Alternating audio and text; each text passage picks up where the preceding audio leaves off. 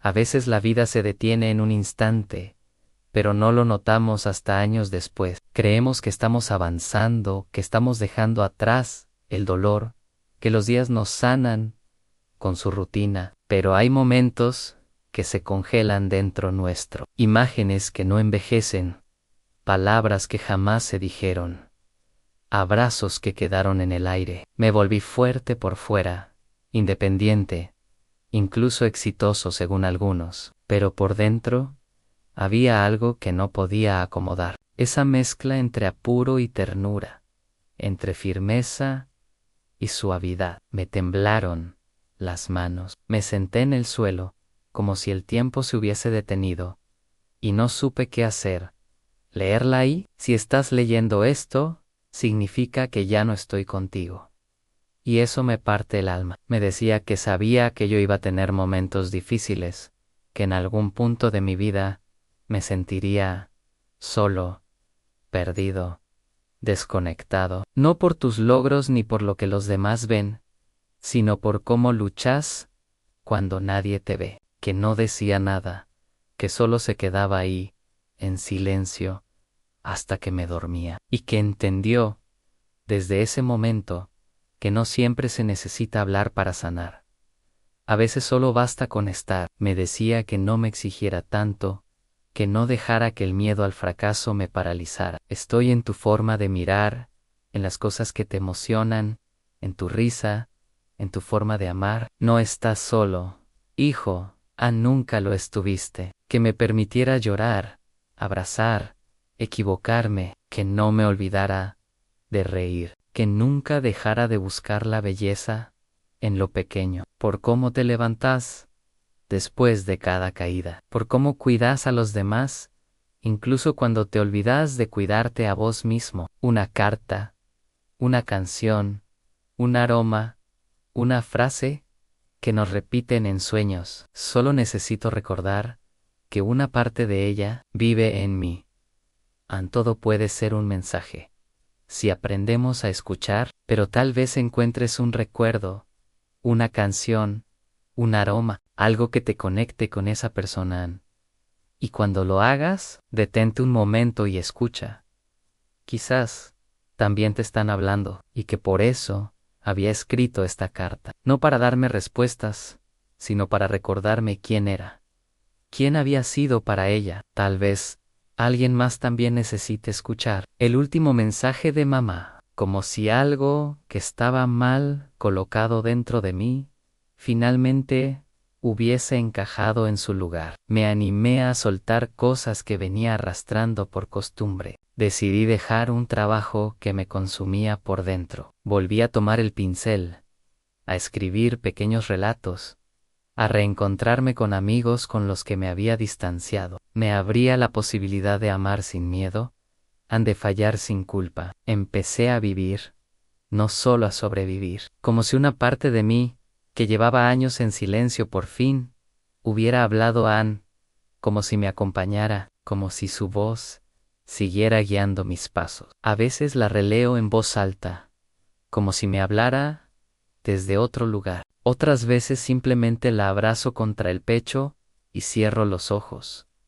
Pero no quería irme sin dejarte algo más que recuerdos. Quería darte palabras, pero ya no la miro con dolor. Ahora la miro con gratitud, porque entendí algo que cambió para siempre mi forma de ver el mundo. Las personas que amamos no desaparecen cuando mueren.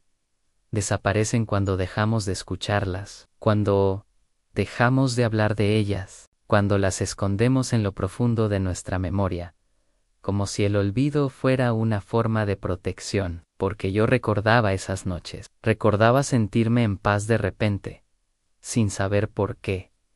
Ahora lo entendía, siempre fue ella. Incluso cuando yo no podía verla, estaba ahí, como lo estaba ahora, en esas páginas. Las únicas armas que tenemos para seguir cuando el mundo nos deja vacíos, llevarla a casa, abrir una herida dormida. Decidí llevármela. La dejé en mi mesa de noche, y durante semanas, cada vez que la miraba, sentía una mezcla de miedo y necesidad. Hasta que una noche Sin pensarlo, la abrí. Una especie de desorden emocional que no sabía cómo ordenar. El aroma a lavanda seguía ahí, leve, como si el tiempo no lo hubiera tocado. Comencé a leer con el corazón en la garganta. Me volví más frío, más reservado, incluso con las personas que amaba, como si, sin darme cuenta, me hubiera prometido a mí mismo no volver a sufrir una pérdida como esa. Cerré puertas. Me protegí, pero también me alejé. De mi familia, de mis emociones, de mí mismo. Yo viví muchos años así, con una herida abierta que no sabía cómo cerrar. Mi nombre es Julián, y esta es la historia de cómo una carta perdida, escrita por mi madre antes de morir, cambió por completo el rumbo de mi vida. Ella falleció cuando yo tenía apenas 21 años. Fue de golpe, sin aviso, un infarto, mientras dormía, una muerte tranquila, decían, como si eso fuera consuelo. Pero para mí, que la necesitaba tanto, fue como si el suelo se partiera en dos. Lo más difícil no fue el hecho de perderla, sino no haberme despedido, no haberle dicho tantas cosas, que la amaba a Anne, que le estaba agradecido, que aunque no siempre supe demostrarlo, ella era el centro silencioso de mi vida. Su risa, sus consejos, su forma de mirar las cosas, me daban dirección. Con los años me acostumbré al vacío.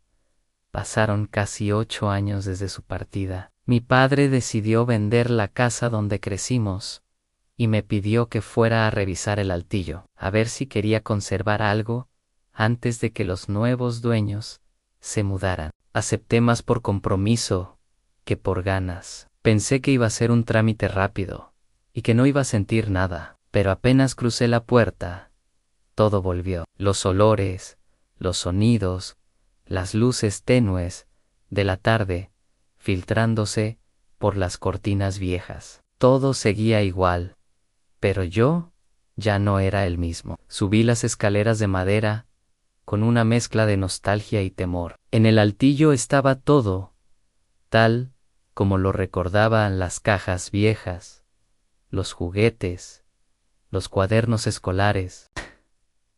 Wyan Unrinken, cubierta por una manta beige.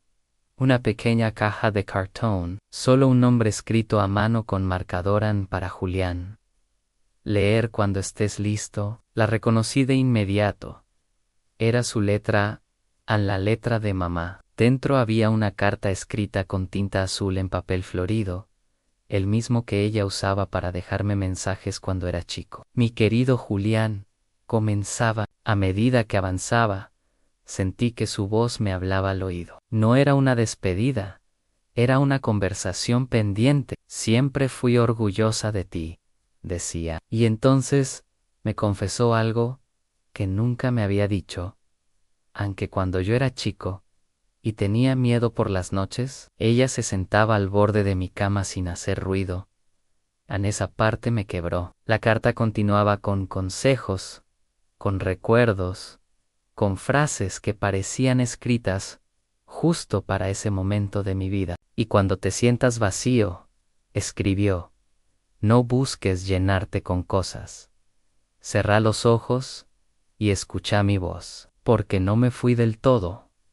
Leí esa carta muchas veces, Kachi. Esa noche lloré como hacía años no lloraba. No di tristeza, sino di alivio. Los días siguientes fueron distintos, y cada noche, antes de dormir, leía un fragmento de esa carta. Hoy, 6 meses después, sigo teniendo esa carta sobre mi mesa de noche. Pero no es. El recuerdo no es una herida, es un puente. Una forma de mantener viva la presencia. Y ahora sé que cada vez que sienta miedo, cada vez que me sienta perdido, no necesito mirar al cielo con desesperación, porque mamá no se fue, solo encontró otra forma de quedarse. Si estás escuchando esto y has perdido a alguien, quizás no encuentres una carta. Si esta historia tocó tu corazón, te invito a compartirla.